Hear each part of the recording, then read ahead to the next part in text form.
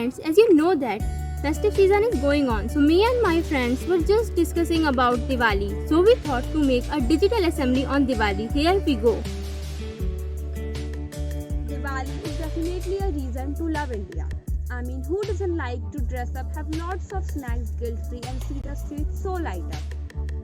Why do we celebrate Diwali? Is there any science behind it? Turns out there is, and the answer lies in nature. You see, all Indian festivals have some relationship with the harvest season.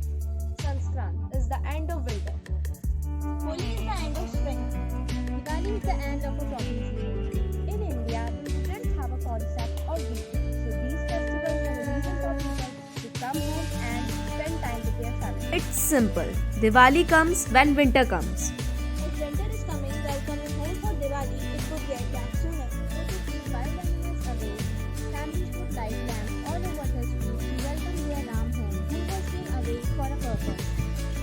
And not just Ram, people from different religions would believe that this time is special. Buddhists believe it's the day when King Ashok decided to give up violence and spread peace. Jains believe that when Mahavir attained final liberation. And Sikhs believe that on this day, Guru Har Gobind was released from a Mughal prison. That's why it's stupid to say that it's an Hindu festival, but it's an Indian festival and everything we do during Diwali has some logic behind it. Okay, let's take the most obvious thing, lighting up lamps.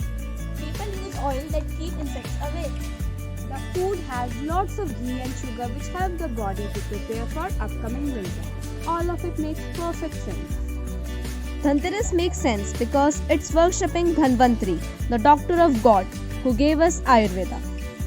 Lakshmi Puja makes sense because mother is considered as the Lakshmi of house who takes care or look after the health and prosperity of the family. Bhai Dooj makes sense so that cousin can meet each other and enjoy.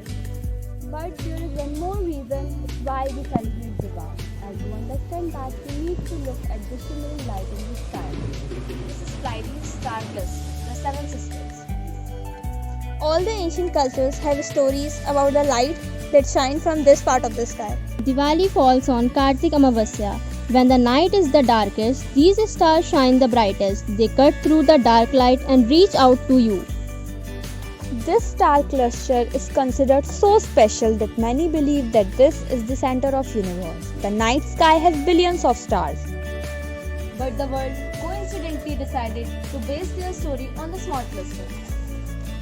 Coincidence, a nice word to describe anything that we don't understand but still exists.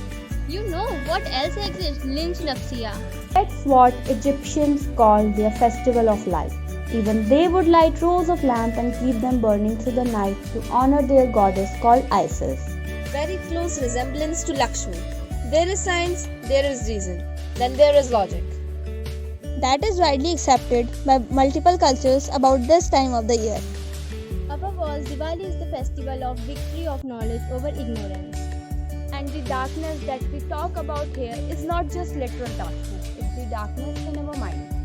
Ignorance about the world and the people had led us to all the problems that we see today. Every Indian festival has a reason and a message for you. For a lamp to burn, the wick has to be partially immersed in oil. If it's completely immersed, then it cannot be burned and cannot bring light. But life is just like that wick. You have to be in the world and yet remain untouched by it. If a lamp is overcome with all the darkness in the world, it can never shine.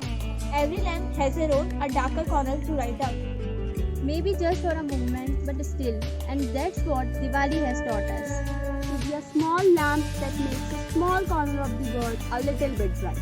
That's the reason why I love India.